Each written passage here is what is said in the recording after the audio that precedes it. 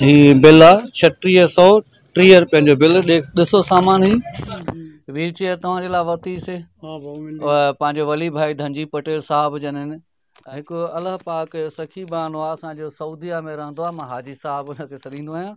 हाजी साहब जन मूं ॾे अमानत मोकिली 3625 रुपया। ठीकु भाई, ही 3625 रुपयनि जो मां तव्हांजे बचनि जे लाइ राशन वठी आयो आहियां।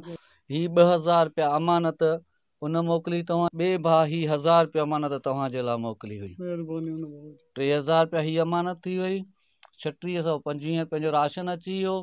15000 जी व्हील चेयर अची वई। उस्ताद जेको सुजाग न्यूज़ जे प्लेटफॉर्म ते दोस्तनि मदद कई आहे उन लाइ छा चवणु चाहींदो? मां थोराईंदो आहियां, उन्हनि जी वॾी वॾी महिरबानी आहे मुंहिंजे मथां जो उन्होंने मुझे मालकी कही है। वो बेवा, सिर्फ बेवा दिख रही है, गरीब इंसान किसी को नहीं दिखता।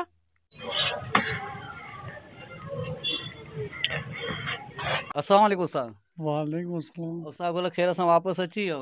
अल्लाह शुक्र आहे मालिक आहे, मोटी आहियां माशाअल्लाह। उस्ताद गुल इन खां पहिरियां जो मां तव्हां सां ॻाल्हियुनि जो सिलसिलो शुरू कयां त छा थियो कीअं थियो, जीअं हमेशह तव्हांखे ख़बर आहे त ख़ाली हथे अचण जी कोशिशि न करणु चवंदो आहियां त कुझु न कुझु खणी वञा। व्हील चेयर तव्हांजे लाइ वरितीसीं पंहिंजो वली भाई धनजी पटेल साहब जन आहिनि। उन्हनि जो फर्ज़ंद में माशाअल्लाह घणी रतदरे में ख़िदमत कंदो रहंदो आहे लेडी। सभ खां पहिरियां जंहिं भाउ तव्हांजे लाइ व्हील चेयर मोकिली उन लाइ छा चवणु चाहींदो? उन शुक्रिया अदा थो कयां, उन वॾी वॾी महिरबानी मूंखे व्हील चेयर मोकिले।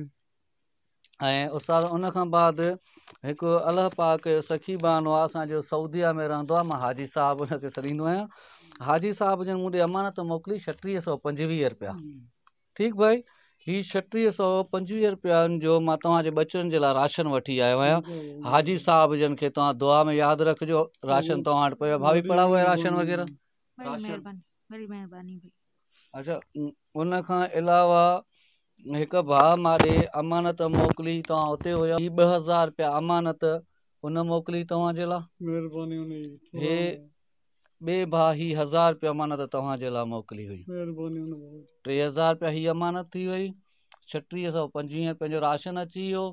15000 जी व्हील चेयर अची वई। उस्ताद जेको सुजाग न्यूज़ जे प्लेटफॉर्म ते दोस्तनि मदद कई आहे उन लाइ छा चवणु चाहींदो? मां थोराईंदो आहियां, उन्हनि जी वॾी वॾी महिरबानी आहे मुंहिंजे मथां जो उन्होंने मुझे मालकी कही है इतनी। बस क्या कह सकते हैं, किसी के दिल में एहसास हो तो किसी गरीब की मदद करे। बस मैं यही कह सकती हूँ, अल्लाह मियाँ उनको भी दे जो मदद कर रहे हैं, और जो नहीं कर रहे उनके दिल में एहसास दे के वो दूसरों की मदद कर सकें। असां त पंहिंजो फ़र्ज़ु कोशिशि कई आहे अदा करण जी। रब पाक जिन दोस्तनि अमानतूं मोकिलियूं उन्हनि खे अजर अज़ीम अता फरमाईंदो। छा था सम्झो, पंहिंजे शहर वारनि खां जो कुझु ॾुख आहे दिलि में त उहे नथा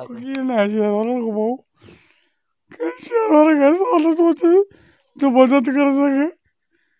वॾा वॾा माण्हू वेठा मदद करण लाइ, मूंखे मदद जी सख़्त ज़रूरत आहे, तमामु घणी। उस्ताद शहर रो न रो न उस्ताद, रो न रो न उस्ताद, रो न रो न, दिल वॾी कयो, रब भलाई कंदो। हिन भाउ सलीमुल्लाह तव्हांखे अकेलो तो न छॾियो। भाई आप देख रहे हैं कि तकरीबन आधा महीना गुजर चुका है। आधे माह से मुसलसल में राब्ते में था। आप हॉस्पिटल में थे भी तो मेरी कॉल आती थी कि क्या हुआ, आज किस चीज़ की ज़रूरत थी। हर चीज़ कर रहा हूँ ना, कोशिश तो अपनी तरफ से जारी है। आप बेफिक्र हो जाएं, इंशाल्लाह उस्ताद जी जहाँ पर आपको ज़रूरत हुई तो सलीमुल्लाह आगे होगा सबसे पहले। वो भी भाई मेरे को बहुत ज़रूरत है, हद से ज़्यादा। लोगों में एहसास नहीं रहा, लग रहा है एहसास खत्म हो गया है। बात है ना भाई, छोटे छोटे बच्चे हैं मेरे। अगर मेरे बच्चे बड़े होते तो हमें इस तरह किसी से मदद मांगने की ज़रूरत ही नहीं पड़ती। एक घर का कमाने वाला है, 4 महीने से घर में पड़ा है, हालत ऐसी है उसकी, कहाँ से करें? वो भी 700-800 रुपये दिहाड़ी कमाने 700 वाला। रुपये दिहाड़ी पे मजदूर आदमी है, रोज कमाते हैं, रोज खा लेते हैं, कहाँ से पूरा करें?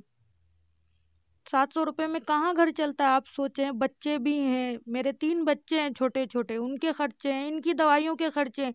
ये शुगर के मरीज हैं, इनकी शुगर की दवाइयाँ आती हैं, इनकी ब्लड प्रेशर की दवाइयाँ आती हैं। ये जो ट्रीटमेंट चल रही है उसकी तो अलग होगी। ये तो अलग है, और उसकी दवाइयाँ अलग आती हैं इनकी, हद से इस ज्यादा वक्त दवाइयाँ हैं। 6-7 दिन आप लोग हॉस्पिटल में थे, लाड़काना में, सरकार नाम के सरकारी हॉस्पिटल्स जी, वगैरह, बेशक। कितना खर्चा हुआ था?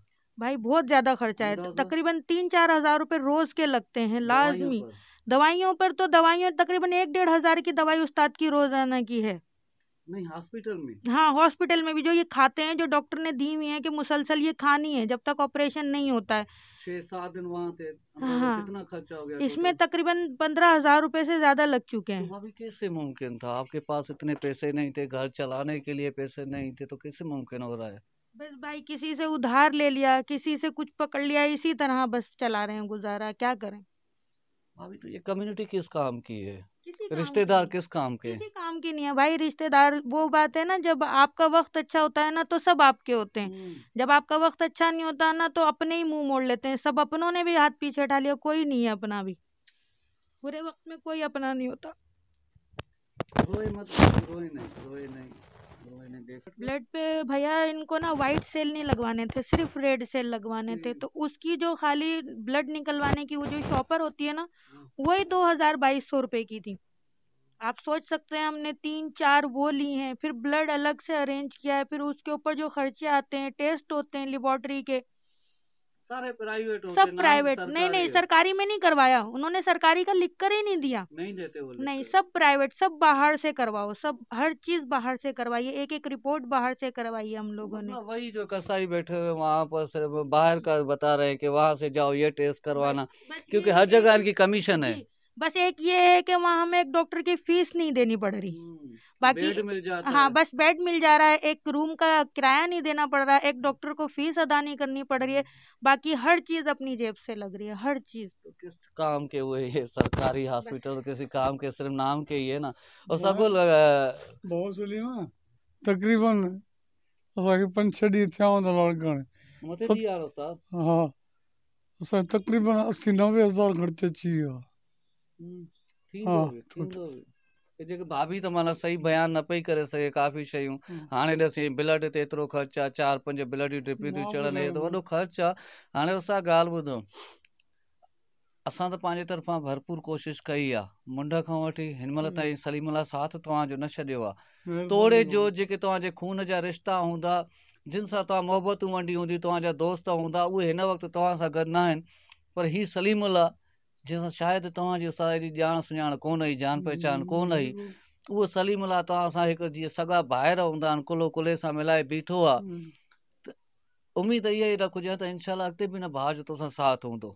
तूं हिम्मत न हार, तुंहिंजा नंढड़ा बच्चा आहिनि, हर कोशिश।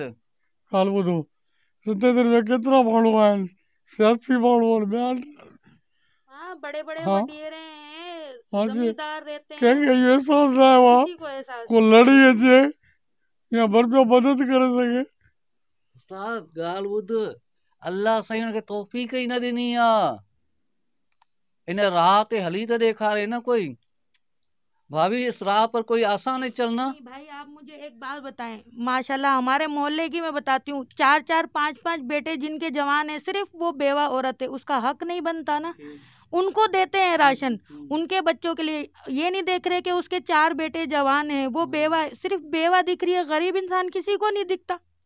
और कितनी शर्म की बात है। मैं मां तव्हांखे ॿुधाइणु चाहींदुमि त असांजी भाभीअ त हू अचणु न पई चाहे।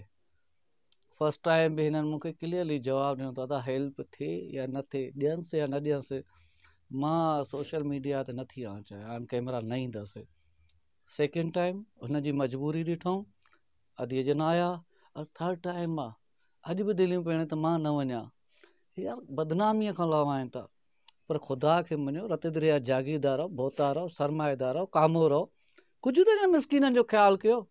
वोट पिनण लाइ त हिननि वटि अचो था, छा इहो हक़ु न आहे त छा था घुरनि तव्हां खां? को महल था घुरनि, मिल्कियतूं था घुरनि तव्हां खां, इलाज जे लाइ था घुरनि, पंहिंजे बच्चनि जे हिकिड़ो गुज़र सफ़र जे लाइ था कनि। ख़ुदा हिन जी मदद कयो।